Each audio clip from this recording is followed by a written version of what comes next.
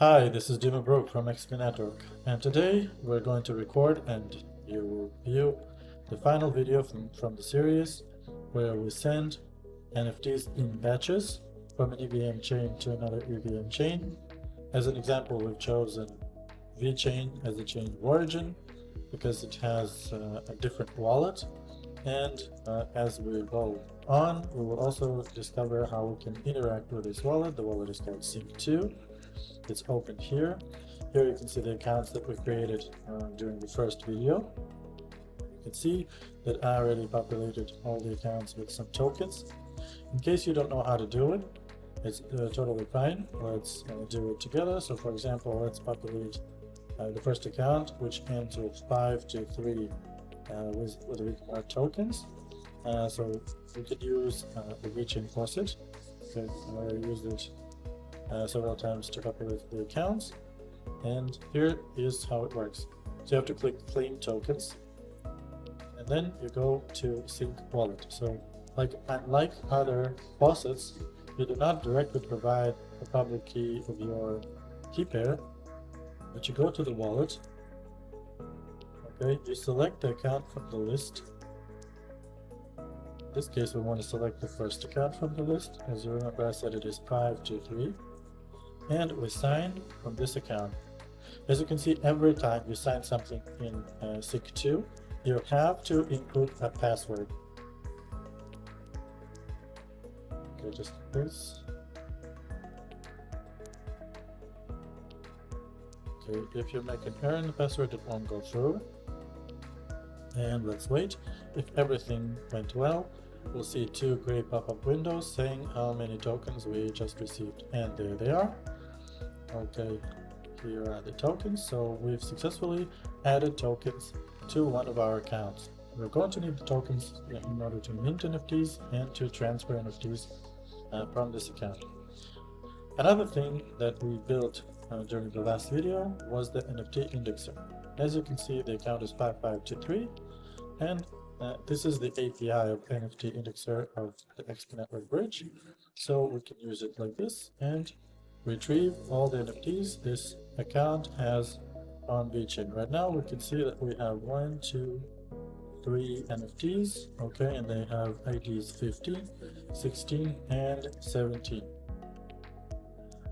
Now, in order to practice batch transfers, we will need more NFTs. We won't bother creating real NFTs like different assets and metadata.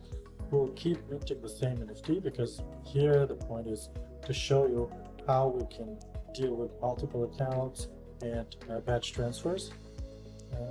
So it doesn't matter whether the assets are the same or different. Okay, the use case when you might need this setup is, for example, imagine you have a collection of 10,000 NFTs on one chain, for example, VeChain. You want to migrate, let's say, 1,000 of those NFTs to another chain because you, as a collection team, didn't manage to sell it on the chain of origin. So you sold 9,000 and 1,000 is still unsold. And you want to experiment in a new environment. So you on all the rest of the NFTs are multiple wallets like here. And you want to migrate the left NFTs into a different environment. Okay, this is the situation. We had real life situations like this, and this is why I'm showing this, so that you'll be able to reproduce it yourself in the future. And here is the listing service in our code that we wrote during the last video. We can open our terminal like so. Let me also make it a bit bigger so that it's more convenient for you to see what's written on my screen. And here we have a function that we created which calls list NFTs, and at the bottom of the page we have a testing function that actually calls this one. Alright, and during our last lesson we learned how to select an individual NFT from the array of NFTs we received, and let's actually run this. In order to know how to run it, we can go to package.json to the section called scripts, and here we have shortcut, so we can say yarn and index NFTs.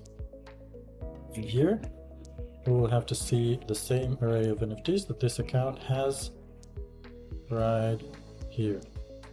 It's the same account, 5523, and this is what we're going to see here. How do I know it's the same account? This is because we provided its private key, like here, testnet secret key 1, right? In our environment variables, testnet secret key 1 belong to the key pair which ends at 5523. Okay, here they are. Okay, so we see a selected NFT with token ID 15 because we actually did some selection during the last video. So actually we're able to access our NFTs right here from code. Okay, let's finally pass to the final stage, to transferring NFTs using the bridge. And here's the file that we created several videos ago. And as you can see, we have a to-do item here. The selected NFT is just a dummy, right? And we are ignoring the errors connected with this dummy. So let's actually replace this dummy with a real call. So NFTs will be await list NFTs, and what we have to provide here is the address, the private key of the sender,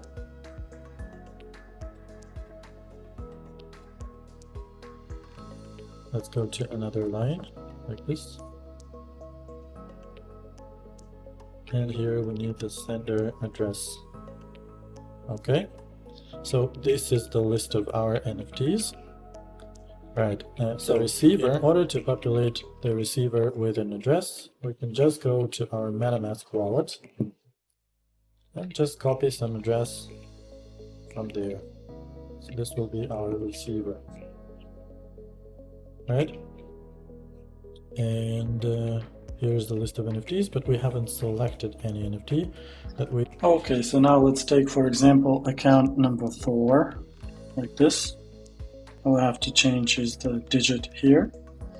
And we can loop several NFTs. So let's mint NFTs 31, 32, and 33, like so. Let's run yarn mint, like this.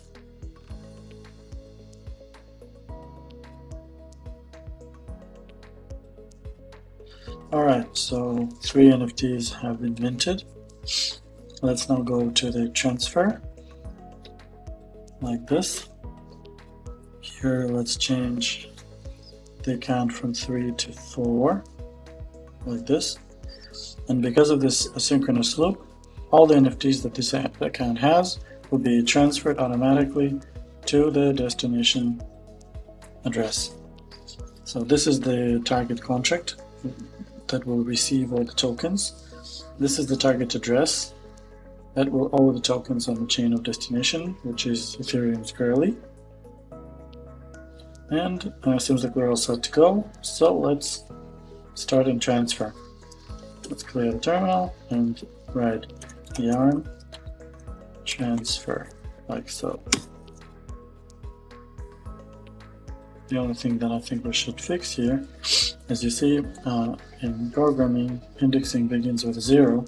So it says 0 out of 3. And it was supposed to be 1 out of 3. So let's just say current plus 1. And the same, let's do it for proving. Okay, the script is already running, so we can't change it. But in the future, it will be nice to see that we have 1 out of 3 NFTs, 2 out of 3 NFTs, 3 out of 3, and we will understand that we are about to finish transferring those NFTs. You see how quickly it happens? Had we been using Sync2 Wallet, we would have to click buttons. We would have to provide the password every time we have to sign a transaction, be it approval or the transfer transaction. So we would have to interact twice with the wallet. Click at these 3 times different buttons for every transactions, and because for each NFT we have 2, so we'll click 6 times and twice provide the password. And this script, it eliminates this necessity, it does everything for you. All you can do is just sit and wait or do other things in the meantime while the script works, and you can see how it works. Okay, the script is about to finish. We can take any of those transactions and go to the Explorer just to check they're working fine. Right here you see that the transaction succeeded. Let's go to clauses, and okay, it doesn't know how to decode, but we can see that this is the destination account and this is the destination smart contract. Right, so all the NFTs have been transferred. What we have to do now is let's take the account and let's go to Girly, Explorer, like this. Let's provide this address and see what happens. Okay, we see that 1 minute ago 2 NFTs arrived, and 28 seconds ago the last third NFT arrived, and the IDs are exactly 31, 32, 33. Let's check out at least one of those transactions. So this is the NFT ID. It was created from address 0 to the destination account, and this is the contract itself. What we can also do is we can grab this contract and go to testnet OpenSea.